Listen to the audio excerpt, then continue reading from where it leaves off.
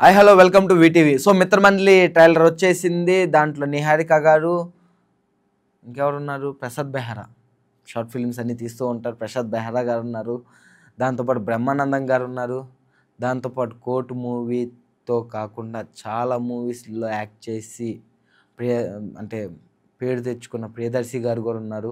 So ఇందులో main లీడ్లో Priyadarshi గారిలానే కనిపిస్తున్నారు. చూద్దాం మరి అసలు ఆ మూవీలో మొత్తం నలుగురు ఉన్నారు. చూడాలి. అంటే ఇంకో ఇద్దరు మన 'మ్యాడ్' మూవీతో తెరకెక్కిన హీరో పేరు ఏదో ఉంది. సారీ మర్చిపోయాను. So sorry. ఎందుకంటే నాకు కొద్దిగా పేర్లు గుర్తుండవు. అందువల్ల మర్చిపోవడం అయితే జరిగింది. సో అది సంగతి. జరుగుతూ ఉంటాయి నాకు. ఇది క్వైట్ కామన్ అని కాదు. సారీ తిట్టుకోకండి. కాకపోతే నేను ట్రైలర్ చూసినంత వరకైతే కంప్లీట్ ఫన్‌తో అయితే ఎళ్తుంది మూవీ. మొత్తం కంప్లీట్ ఫన్‌తోనే ఎళ్తది. కాకపోతే ప్రసాద్ బెహ్రా గూడా మీరు ఖచ్చితంగా ఫుల్ ఆన్ ఫుల్ నవ్వుతూనే ఉంటారు అని మాటిచ్చారు.